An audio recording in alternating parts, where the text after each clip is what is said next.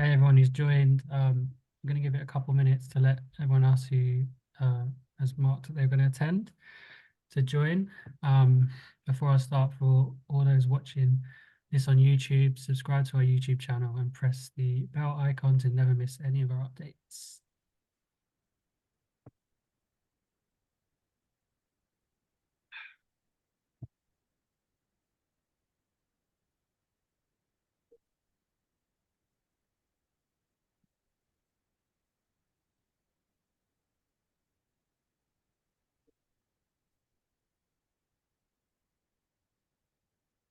Um, going to give it one more minute and then we'll start, Kelly. Okay.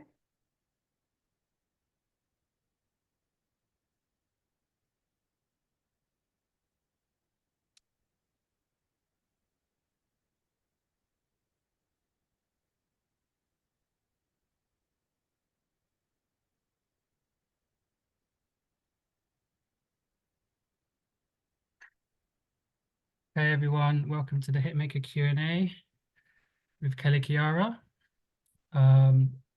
Thanks for everyone to join in. The Hitmaker Fund offers the opportunity for songwriters and producers working in popular music genres to further develop their careers in songwriting and production with grants between £5,000 and £10,000. We have a previous grantee, or a grantee, Kelly, who's here to join us today.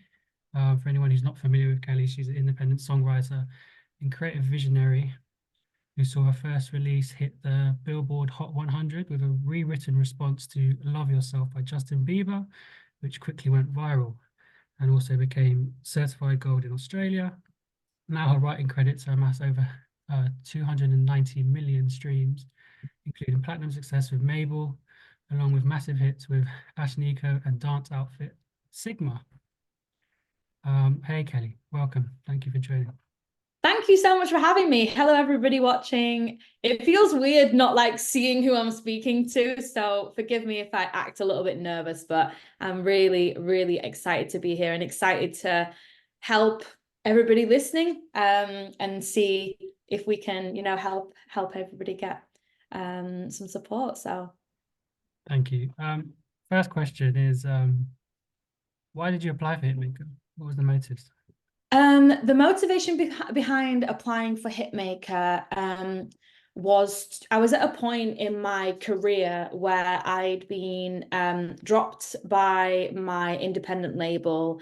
I had finished my contract with my publishing team, and I felt a little bit like I was at a crossroad where I didn't know how to progress. I felt like I felt a little bit lost, and I felt like I wanted to continue within my career and I wanted to still progress, but I felt a little bit like it's going to be very difficult for me to do it on my own. I don't have any support.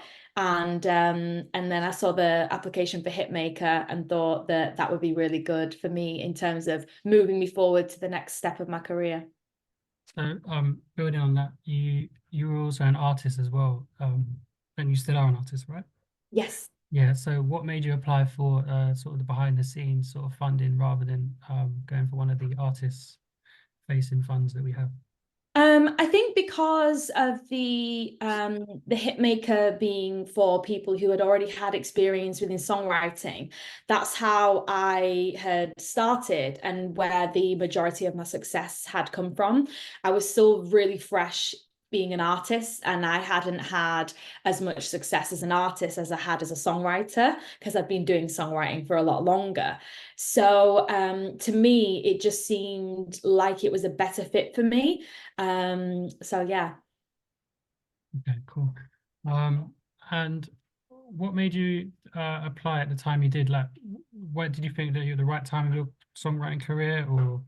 Yeah, I felt like I had enough behind me and enough catalog and enough kind of success in what I've done to be able to apply and say, "Hi, look at me, this is what I've done, this is what I could do if you were helping me or supporting me."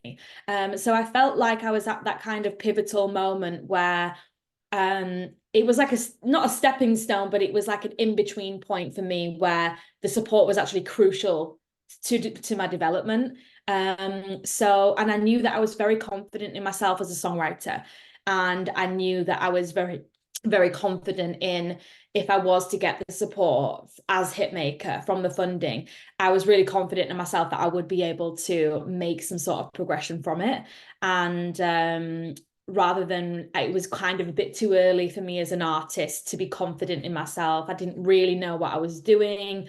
But ironically, and I'm sure we'll move on to this conversation later, ironically, the Hitmaker funding actually kind of had like a snowball effect on me developing as an artist and kind of really understanding myself. So even though it wasn't applied or used in that sense, it actually triggered something within me that motivated me in that direction as well for my artist work. What kind of activities did you apply for?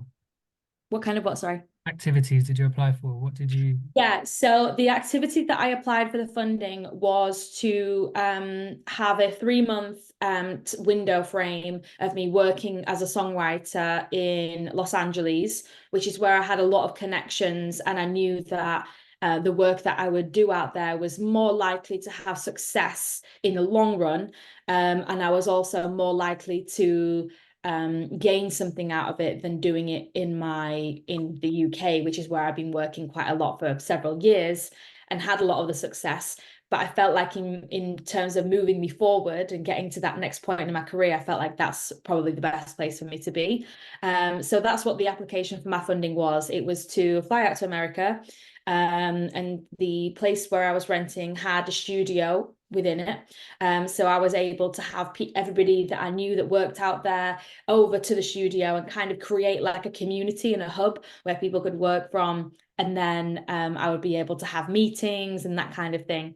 And the aim of the funding was to develop me as a songwriter, gain cuts. I'm sure you all know what cuts are, but if you don't know what cuts are, it's basically a song that you write with another artist that gets released, whether that's within 6 months of you writing it, 2 years, 3 years, 4 years, 5 years.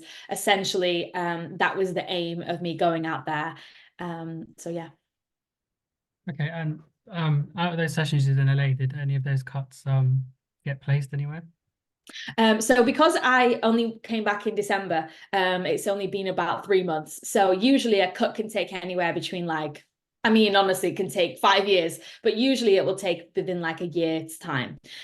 So a lot of the success that I had from writing out there was I wrote with Kiki Palmer, who is a singer, actress, comedian. I also wrote with a really amazing up and coming artist, a guy called Breeze Kennedy. So I was really and obviously lots of other artists as well. And I also had a lot of meetings with publishing houses. So I really feel like I completely benefited and really checkmarked everything that I was looking to do within that application. And I think as well, if I hadn't have done the application and I would have, say, done it myself or whatever, I actually don't think I would have been as motivated. But because I wanted to make it a success and I wanted to be able to come back to PRS Foundation and say, this is what happened. These were the checkpoints. This is what I ended up doing. So I feel like it was a real success. And like I said, off of the back of me doing the songwriting, it also really developed me as an artist as well, because it allowed me to be more in the studio like every single day. Whereas before, I didn't really have the resources to be doing that. Whereas when I put myself in that situation, because I had the funding, I thought I have like a set amount of time, 3 months, where I can do music and only music. I have no distractions. And it really allowed me to like hone in on creating. And it then snowballed into the effect of me putting out my own music independently. So yeah, so it really actually helped way more than just my songwriting career as well. Okay, and obviously you've sort of now become a successful singer-songwriter with a sustainable career in music. Have you got any tips for aspiring producers or songwriters into how to get into that stage? Yes. So the first thing that I would suggest, which is something I've only really kind of figured out myself within the past year or two, is to be so self-sustainable, especially as females. A lot of the females who are in this Zoom call listening to me right now, you're probably producers, you probably do your own videos, you probably play piano or some instrument, you probably sing, you probably know how to cut your own vocals. And if you don't, my suggestion would be learn that as fast as you can so that you are so non-reliant on other people. And with the greatest respect, it's a male-dominated industry, and you're relying on men all the time, majority of the time. So my biggest suggestion would be, if you don't know how to play piano, get the lessons to learn how to play piano. If you don't know how to produce, just start. Like, even though it seems scary, because I didn't know how to do any of them things, and it's only within the last year or two that I was kind of put in a position where I thought, I either have to learn how to do this or I can't do it at all, because I can't afford to keep paying people again and again and again. It's like a never-ending cycle, having to pay people for this and this. And there's so many aspects of being a songwriter or a creative person that it's impossible to be good at absolutely everything. But the quicker that you can get there, that's my suggestion. Be really self-sufficient. Put your money into learning new things. So, like I said, instruments, production, whatever it is that you feel like you should be, that you have to depend on other people for, try learn it yourself. What that also does for you is it creates so much more confidence in yourself as an artist. So the confidence I have in myself now that I know how to do a bit of production, or I know how to edit a music video, I have so much more confidence now, because I don't have a fear of, oh, I can't do that, or oh, I can't tell the producer that I'm working with what to do because he'll think I don't know what I'm talking about.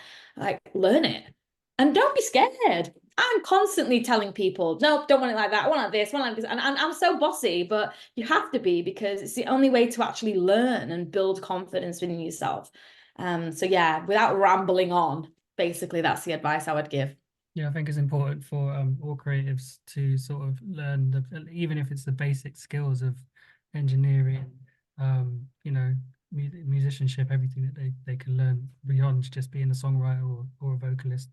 If you Mm. can do the basics, then you can start making so much records by yourself, and then you can Exactly. Exactly. And as well, it connects better. If you've actually done a lot more of it yourself on the record, if you're an artist or whatever your domain is within your creativity, it actually it all comes together, and one affects the other. So it all positively impacts you in whatever you're doing. To learn is to essentially just be the best version of yourself. So yeah, definitely learning is the most important thing. It seems like the simplest thing to say, but it really is true. Yeah, I agree. Um, Building on after you've been granted the award, apart I've obviously named some of the bigger names that you've worked with in terms of artists, but has there been other people you've written with or producers that you could let us know, like who've been key in sort of developing you as well as helping you get cuts Absolutely. You mean since the funding or from before, or? before and even since? Yeah. So I was really lucky, to be honest with you. I feel really lucky to have, been around people that I've worked with. Um, so for example, when I first got into doing music, the reason why I had ended up working with Mabel was because I'm from Leeds and I lived in Leeds before I was doing music. Um, and the only other person that the people who were putting me in sessions, the only other person they knew was another guy from Leeds, and he was working with Mabel. So I ended up working with him. He showed the record to Mabel, and that's how I became friends with Mabel. We started working together. Off of the back of that, I was working for Gorgon City. I also worked with a female artist called Ira Estreffi. Also worked with a DJ production team called Yellow Claw. Had a song with them with a rapper called Offset. I had also worked with a lot of dance acts. A production artist called Just Kidding. And then I went on to work with a girl called Ashniko, who's a super amazing artist from America. And I'm trying to think who else. I can't think of many other people that I've had, say, releases with, but other people that I've worked with have been a lot of producers who work for Drake, SZA, I mean, just amazing people, especially in Los Angeles or overseas where a lot of them work. I've been really lucky to be in them spaces. And I think that my advice for anybody listening to this that wants to, say, work with other producers or be collaborative with people who have already had success with artists that they look up to, for example, my best bet is to be, first of all, be so good that you cannot be ignored. Like, that's the key, because you can reach out to people all day, every day, right? That's fine. And that's the second rule. Reach out to people, obviously. But when you're reaching out to people, you have to be so honest with yourself and be like, okay, I'm reaching out. I want to work with you. Okay, so what? For what? Be so specific. And this will come into play later when you're applying for this funding or for any of the funding that PRS Foundation have got. You have to be so specific. You have to be so specific that the person that you're asking for what you want from, they can't say no. There's no room for a no. So, for example, if you're reaching out to producers or you're reaching out to artists, obviously be friendly, rule number one. Be respectful, obviously. That's also rule number one. Rule number two is to be able to give them something. So rather than going with your hand out, you have to go with your hand out with something on your hand for them to take your hand. Do you see? So what are you able to give to that person? Do you have the best loops? Do you have the best vocalists? Do you have whatever it is that you think you have, and showcase that? So, and give them an opportunity to feel like they're working with somebody who can really help them. Because from my experience, people who are successful producers, successful artists, they're busy, but sometimes they're busy working on things that they're not known for. So, for example, producers that are really successful are usually actually not producing all day, every day at all. They're working on their own stuff, or they're buying houses, or they're doing something that's usually nothing to do with what you would want them to be doing. So you saying, I want to work with you, to them, they're thinking, I did produce and I don't really want to do that anymore. But you can still get in the room with them and you can still end up getting that cut with your favorite artist who's their best friend and all that kind of thing, because they need you. They need someone like you who's fresh, who is willing to work 12 hours on a beat. All them things that you think are oh, I'm just building and you know, I'm low level, or whatever people think in their mind about themselves. You are way more of an asset than you even know you are to people who you look up to. So remember how valuable you are. Figure out exactly what it is that makes you valuable, and do not be shy about it at all. Really tell people what's special about you. I am rambling on, but that will come into play when we talk about what you need to apply for later. Yeah, I also think it's creatives are more likely to appreciate other creatives. Like, so if you do meet songwriters and producers and you get to have a conversation with them and let them know what you do, it's going to be definitely more effective than going through an A&R and a manager, because they're real business focused. Whereas if they see Yeah. something if you show them some music and they see some of your qualities, then they're more likely to just, oh, do you know what, come to this session. And that particularly happens a lot in LA, I'm aware of. Yes. People just get into So sessions where they're not supposed to be, but they yeah, end up on cuts with people that they couldn't imagine they've been on. So yeah. 1000%. And it's all about, I mean,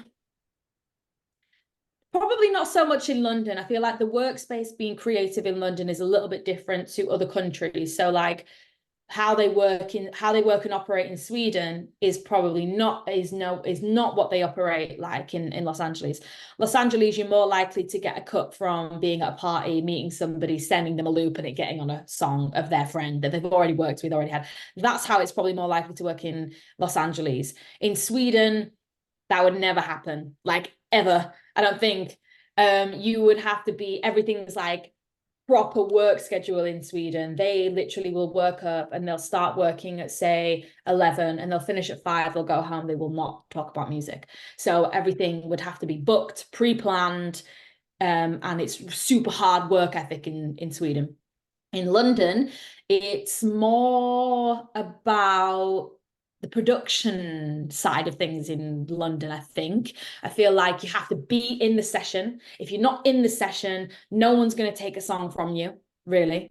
That's kind of also a thing that I've learned, is that I've sent out so many songs in my time. Probably nowhere as much as other people either. I haven't really sent out that many songs, but I have never, ever, ever, ever in my whole 5 years, never had anyone take a song from me.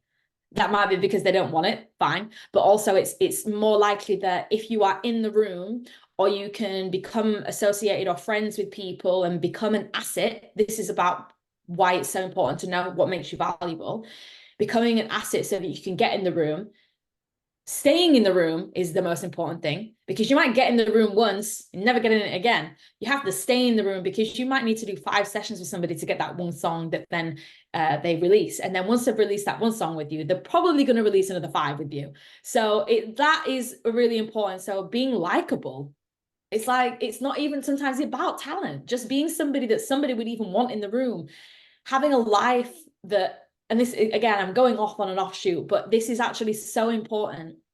Just knowing what makes you valuable and knowing what you can bring to that artist, and never ever writing or producing for somebody else as if it's yours. Don't do that. Really understand who you're working for. Study them. What do they wear? What do they watch on TV? Blah, blah, blah. All that kind of stuff is actually, in my opinion, what makes people give you the cut, because understanding what somebody needs is what's going to get you the song. Yeah, understood. So obviously, as your career has grown, you've added to your team. Who have you got in your team, and what role do they play in your career? Like, how do they assist So you? funny, because I actually don't have anyone in my team. Oh, It's just okay. me. It's And just me. you do all the admin and the songwriting. Everything, Oh, incredible. Well done. unfortunately. I would like to grow. I'm in the stages at the moment where I'm trying to grow, but I don't really, I feel like, even though I said reach out to people, I'm not saying don't reach out to people, but in my preference of getting a team, I really want to build a team of people that are going to be there forever. Obviously, that's not always the case, but I'd like to build a really sustainable team of people who really believe in the mission that I want to do or whatever. And I don't just want to kind of reach out to people cold and be like, hi, I'm looking for a manager, because I feel like sometimes you get people who weren't really interested at all, but they see, oh, maybe I could do it. And I don't really want that kind of dynamic. Do they I see the want, numbers? Is that what you mean? Yeah, they see the numbers and think, oh, there's a well, candidate. maybe, but also, I feel like the people that I would like to work with are probably working with people way more successful than me. So I don't think they're going to look at my numbers and think, oh, I don't think that they would do that at all. But I think it's more that I would like it to happen organically, and it hasn't happened organically. So maybe I'm doing something wrong. Maybe I should be reaching out to people, but I'm in the process of learning that at the moment, and I'm not there yet. So we'll see how it happens. But yes, I do everything myself. But that goes back to being self-sufficient.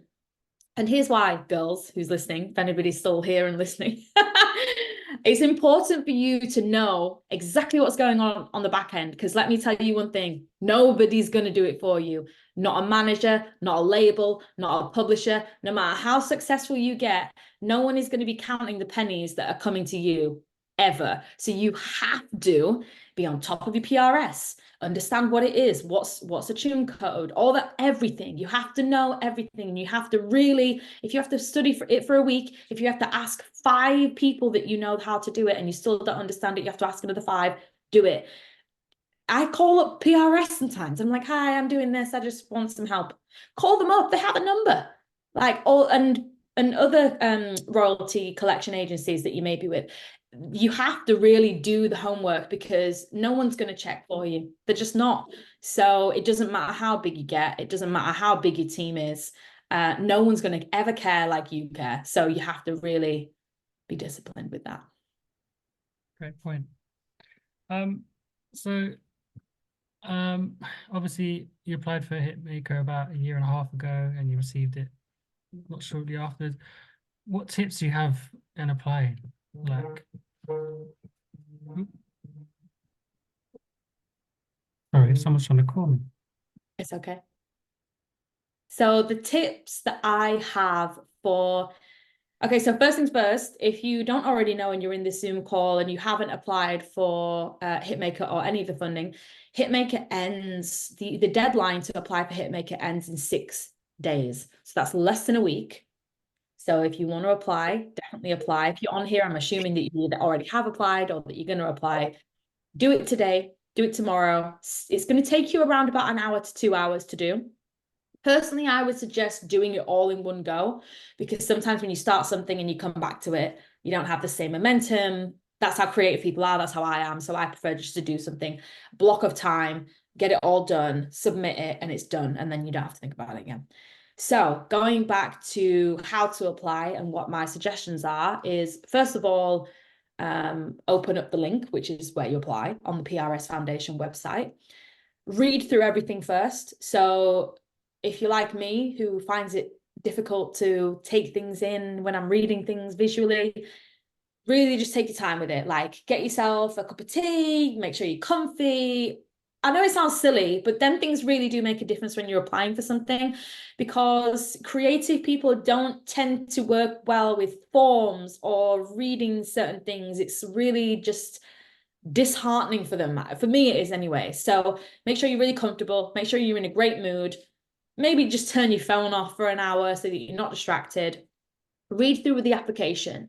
What is it that the Hitmaker funding is for? Okay, so the Hitmaker funding is for people who have had some commercial experience or some commercial releases. So what that might mean is, have you had a song, or have you produced a song, or have you written a song, or had a song of your own that's maybe been on a radio station, or has an artist that you've worked with had commercial success? Or do you have a team of people that are involved in commercial success? Or basically whatever you've got, whatever your most successful thing is that you've been a part of or that you're associated with, make sure that you hone in on that. The second part of applying that I would suggest is to use the format of it as kind of like a self-reflection for what you actually want to achieve. So say, for example, we're in April right now. Think about what you want to achieve by December, the end of the year. So that might be, I really want to have my production or my songwriting or my vocals or whatever it is that you're applying for, the projects. I want it on a radio station, or I want to get a publishing contract so that I can continue being a songwriter, or I can continue doing production and earn a living from it. If they're some of your goals, that's what you need to put in on the application. So think about what you want to achieve, put that on the application. Think about how you're going to achieve that. So you need to be putting in there what you've already done. So how am I going to achieve getting a publishing contract by the end of December? Okay, well, having a song on a radio might be a good start. Working with an artist that's a prominent artist might be a really good start, because being associated with somebody who already has a publishing deal might make the publishers look at me and think, well, if she gets a song with her, she's going to be getting paid and we want a cut of whatever she's getting paid. So think about that.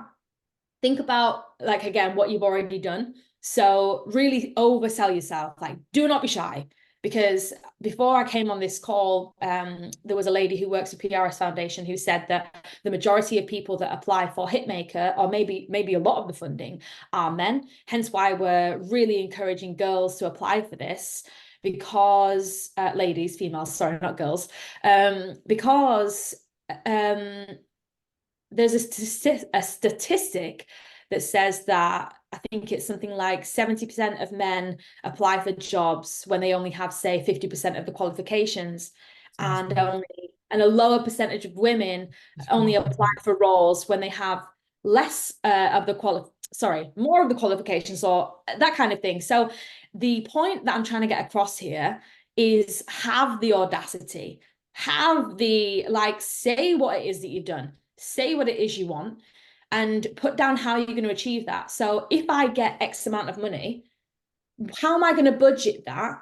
And out of that budget, the activities that I do from that budget, so for example, learning how to play piano, having studio time, making sure that I can afford trips to the city that I need to go to in order to work with these artists, to create that project for them that's going to be on the radio or that's going to get the hits or whatever it is that you're looking to do. When you know what that budgeting looks like, what are the steps that you're going to take that are going to get you recognized to get to that next point? So that next point might be being on the radio. That next point might be getting a publishing deal. I can't think of anything else off the top of my head. I'm sure there's people on here that are thinking of other things, but yes. So think of it as like a line. You're here, the goal's here, and every little dot is going to be what you're going to do to get closer to getting to that end goal. And PRS, you got to have the mindset that PRS want to help you. They want to give you this money. So you don't have to feel like, oh, I can't say that, or I can't ask for that. Just say it. Just ask for it. Ask and ye shall receive. So yeah, you really need to just be very comfortable and very confident in what you're able to do, because ultimately, if you get that hit or you continue and you become the biggest successful or biggest producer, PRS are collecting the royalties. So you've got to understand that PRS want this for you. They want to support creatives. They want you to be the next success story. So you have to see yourself as that success story, really believe in it, write it all down so that it's obvious that you believe in it, and they'll believe in you. Was there anything you found particularly challenging about the application? It was quite a while ago, so I can't exactly remember. It was more so the length of time and the budgeting that I found difficult, because I have quite a short attention span. I found it quite difficult to sit there and read, like a blank white page with all these bullet points and all these questions. And I was like, oh, made me feel like I don't know, or maybe I don't know what I'm doing, or like, oh, I just felt very overwhelmed, which is why I said at the beginning, oh, it's really important to make sure that you block out a section of time that you sat down, you're comfy, you got your dressing gown on, you got your cup of tea, because if you don't have them comforts, you're going to look at that stark white page with all them questions on and a big box that says 200 characters, and you're going to go, oh, you're not going to know what to do. So I would say that if you're like me in that sense, be prepared for that.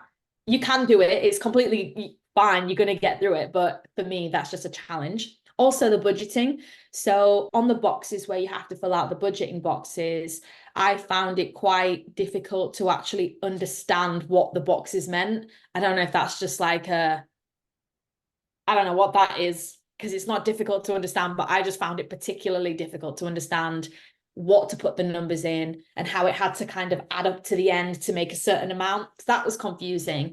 But I mean, just to make sure everyone's aware, it's basically about making sure that your expenditure matches the income budget that you set. So if you say that if you're asking for £10,000, but your budget is 25, your expenditure should match that, including the 10 grand from PRS Foundation in your budget. yeah. That's how that works out. Thanks for everything you said so far. We actually have a few questions from Oh, amazing. Oh, we have 7. Oh, amazing. some of the attendees, so I'm going to read them out to you and you can answer them now. Okay. Awesome.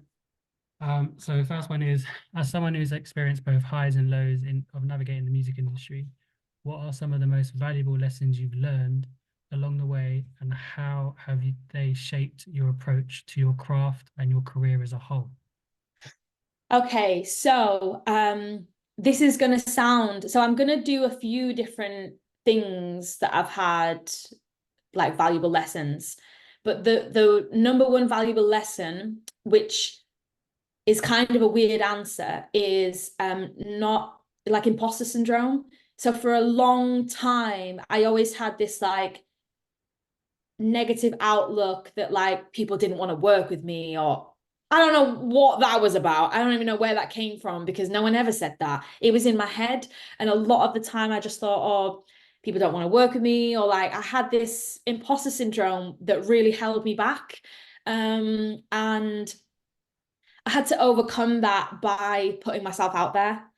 And I think that in terms of that shaping my approach to my craft and my career as a whole was just to be complete, to be present, show up, apply for the things that you don't think you're going to get. I apply for things all the time. Like I don't think I'm going to get half of it. I don't care.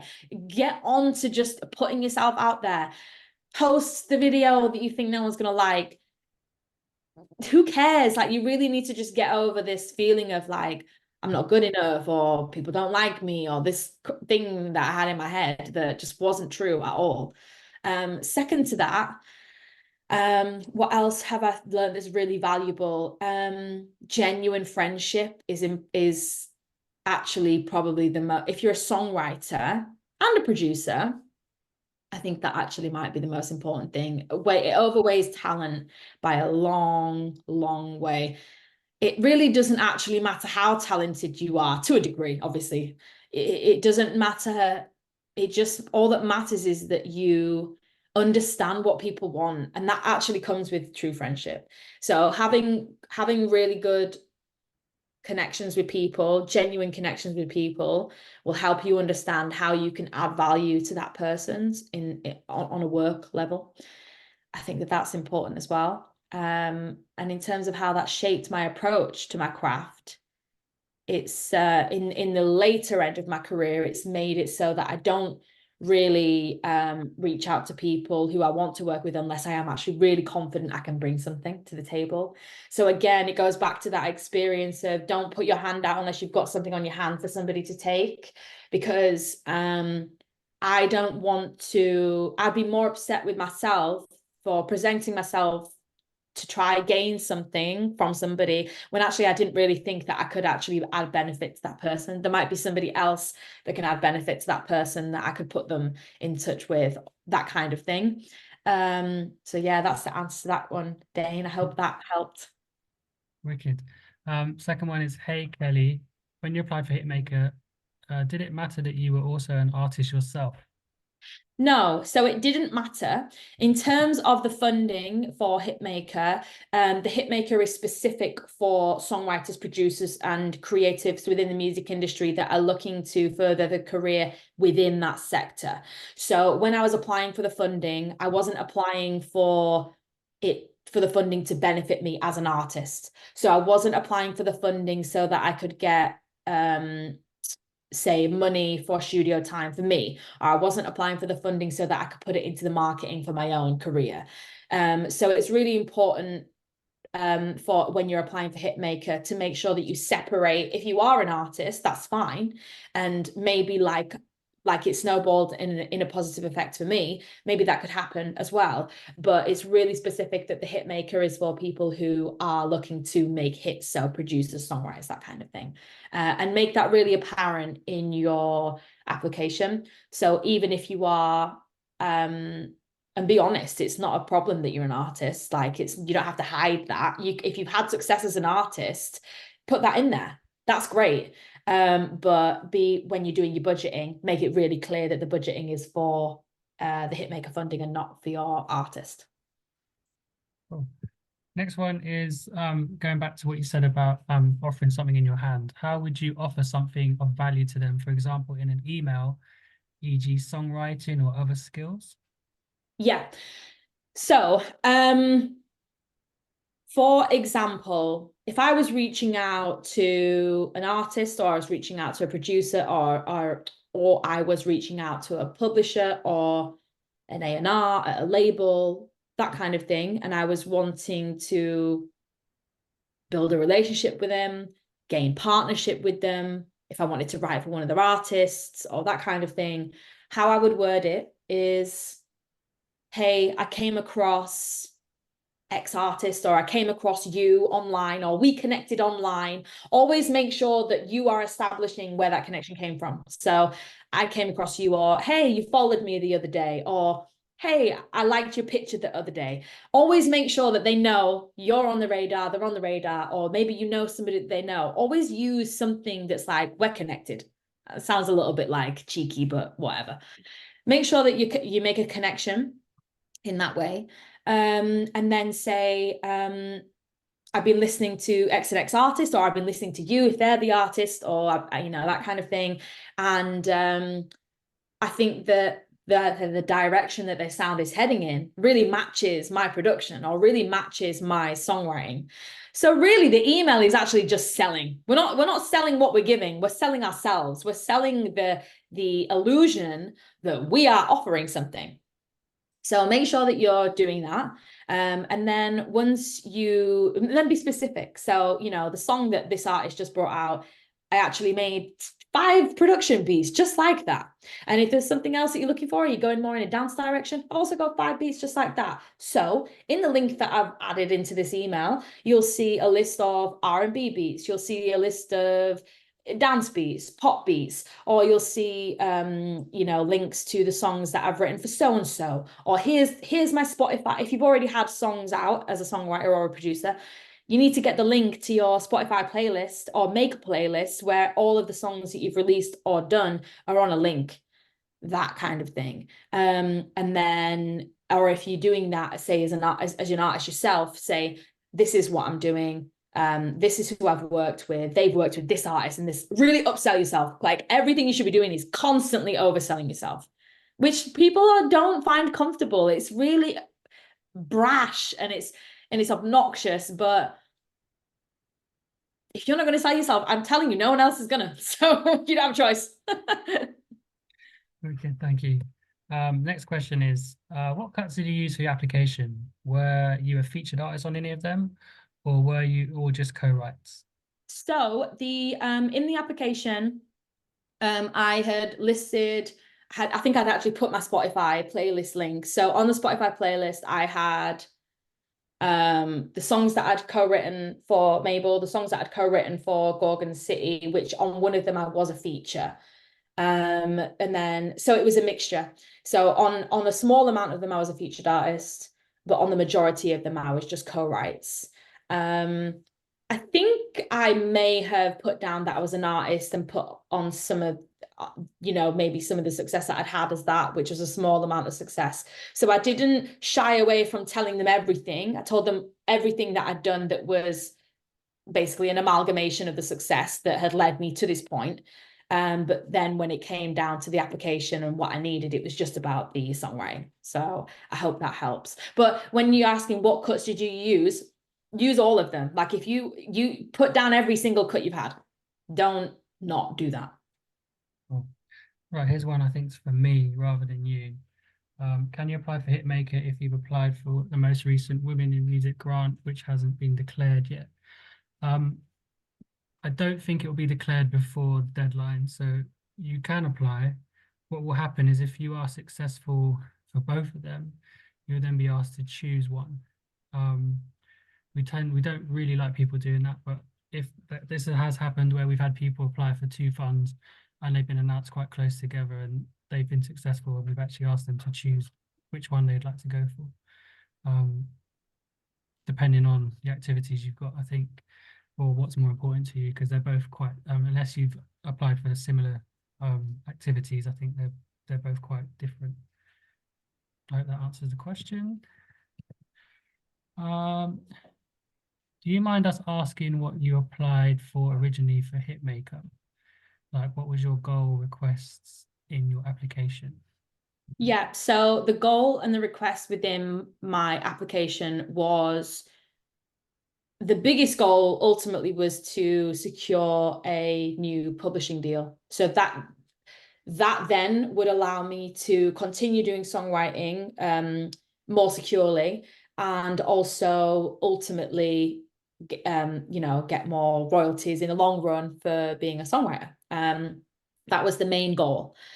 So everything, all my activities were based around me meeting people that I already had existing connections with. So make sure you put that on your application. Who's already in your circle of people that you connected with that are going to be able to help you with this funding backing you. So I put that in there. Also, one of my goals was to learn piano and have kind of like dedicated time to learn how to do more things within my creative space, like production, video editing, that kind of thing, that was just going to help me towards a more creative space. And other goals that were in there were to work with more artists, predominantly within America, who some I was already connected with, and some I then, as a byproduct of being out there, ended up working with. So, and ultimately by doing that, I thought that would then get me more secured within my career, basically, or a publishing deal long term. So that might not happen within the first year of you having that funding, for example, but ultimately the activities that took place within that funding will go towards something that will be a long-term sustainable career thing. Does that make sense? I hope that makes sense. Yeah, makes sense. Yeah. Cool. Next question is for a host, just for me. Are you more likely to accept applications for a lower amount? How often are people accepted for requests of the full amount on offer? It's not about the amount you ask for, it's about how you state your case for the amount. So if you ask for the full amount, are the activities and are your goals considered by the decision panels that we put together? Are they worthy of funding? It's not so much about the amount, it's about, because we do have people that apply for less and they've got really good outcomes that they're hoping for. So we kind of will think, well, not us, but the panel will sort of believe in the project a little bit more. It doesn't really matter about the amount you apply for, as long as what you're applying for makes sense, budget wise, and also in terms of the activities that you're proposing and where it will take your career. Did you also apply for Momentum? You ever apply for Momentum, or did you? I mean, they're both next level funds, Momentum and Hitmaker. I think I might have done, actually. I think I did. It was quite a while ago. And at the time, so just to also give you another little story, at the time when I was applying for all this, I didn't actually really know that there was any funding available. So I had gone on to one website, seen that there was funding, and thought, oh my God, what a great idea. I should just Google, spend an hour, Google everything that's accessible to me, open it on, I had like a million tabs, like 100 tabs, and I would just go through, apply, and I just was just relentless. So I probably did apply for the Momentum Fund. Okay. I'll let you know afterwards if you did or not. I'll check your account. How important is the past 12 months income amount on Hitmaker fund application? Is one that is too low or too high off-putting to those who are deciding? No, it's I think obviously the plan and the objectives that you want to get to are more important. And we've had some people who've had ridiculously large amounts of money in the last 12 months income applying. We've had people who've had relatively little. I think as long as it's more about if you've had like a really storied career and you've done a lot in the past, and we'd expect you to obviously the income to make sense. Yeah, I don't know, like was your past income in the last 12 months, how would you say it was? Would you say it was low, or would you say it was high when you applied? So at the time when I had applied, I don't remember answering that question. If I'm being completely transparent, I probably did answer, but I don't remember that.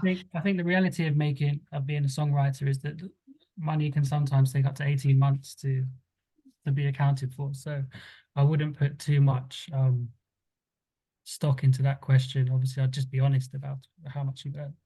Yeah, definitely always be honest on the application, because I think sometimes when you're doing an application, you have this pretense in your head that, oh, they're looking to find a reason to not. Actually, the reality is they're looking to find a reason to give you it. So always go with that mindset.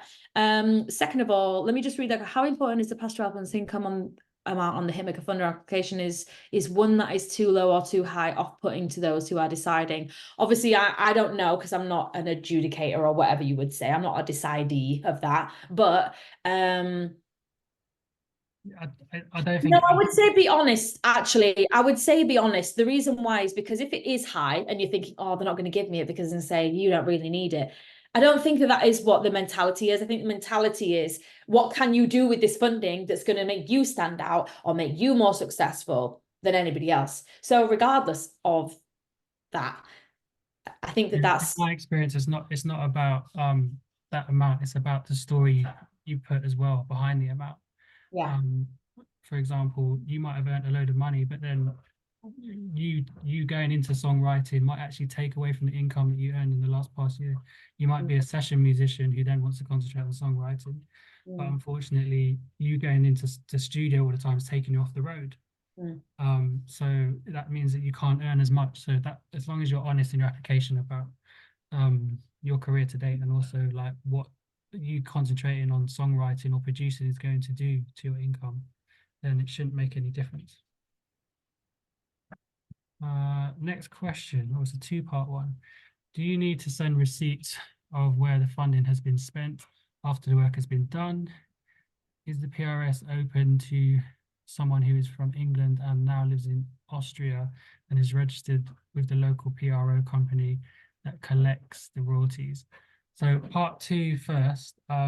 If you're from England but you live abroad, unfortunately, it's about where you're based now. So if you are from a foreign country or you've moved, it's about where you're based now. Is so we've had former grantees be from different countries, but they actually live and have emigrated to England. And now in regards to receipts, uh, occasionally it depends. Like if we don't ask for receipts generally, but if there is an issue with your activities and we may ask to audit your activity at some point, that's within the right of our finance department.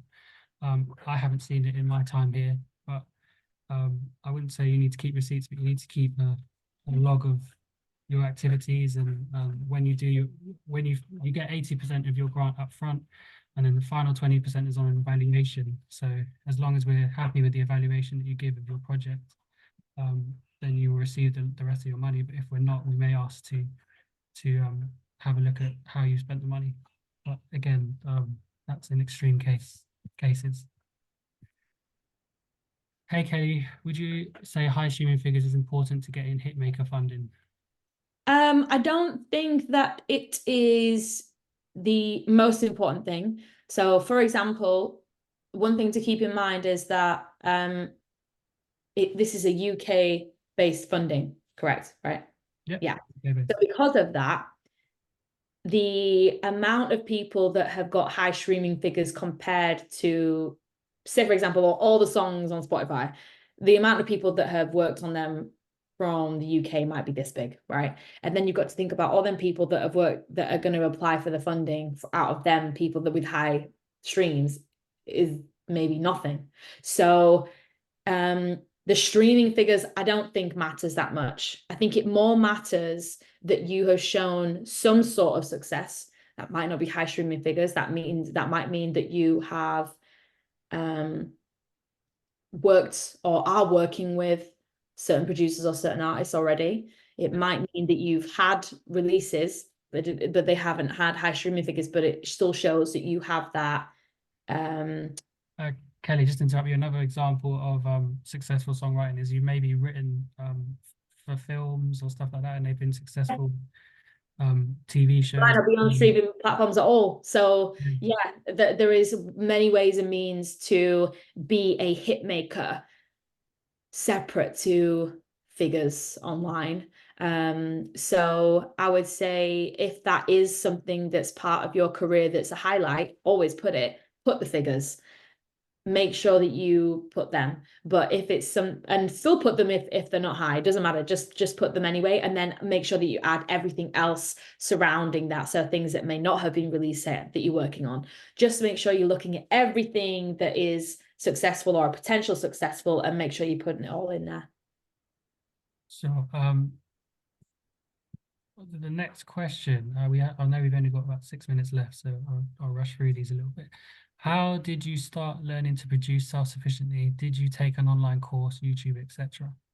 No, I probably should have done, but I didn't. So being sat behind producers as a songwriter for years and years and years can be pretty boring sometimes. So you just watch what people are doing. That honestly, that was how I'd learn. I just sat behind people and asked them, "What's this? What's that?" I was so annoying. People would be like, "Please go away." But what is that? And what does that do? And where do you get that? And so asking questions, really being annoying, to be honest with you, was how I learned. But then when it was just me and my computer, obviously making sure that I had the software, making sure that I had any other software that you might have to pay for. So that might be something that you put in your application as well. Like I need to have Splice or Autotune or them kind of things in order to progress. So I would make sure that I had everything that I needed, all the tools, and then I would just play around. It's really that simple. Play around. If there's something that you don't know, yeah, obviously YouTube it. You can learn it, or just call. You have so many friends that would tell you. Just call people, reach out to people that you know, working alongside people, put yourself in situations with other producers where they're working, and just watch what they're doing all the time. Just watch what they're doing. Learn on the job, basically. Yeah. And then, is there extra funding helpful for childcare? Now, in the guidance for Hitmaker, we do actually do parental and maternal. Part of the activities you can actually apply for if you're taking time off for paternal and maternal reasons. In regards to actual childcare, um, you're asking me to just look at the guidance quickly. Apologies for this delay. What can be funded? I know we definitely do parental leave and childcare. Yes, we do childcare. I knew we did parental leave, but I didn't realize we do childcare as well. But yeah, if you have a case where you need childcare covered, you can put that in your application. Well, thank you very much, Kelly. You've been incredible grantee who's given us loads of information. Thank Um, you.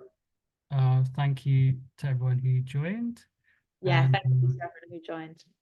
yeah, thank you again. And yeah, wishing you all the best in the future. And everyone who's applying, you have until the 15th at 6 o'clock. So April the 15th, 6 o'clock to apply. And just a little reminder to say that it's open to songwriters and producers.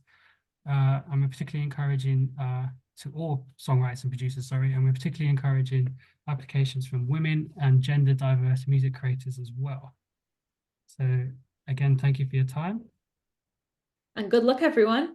and good luck. Deadline's in 6 days.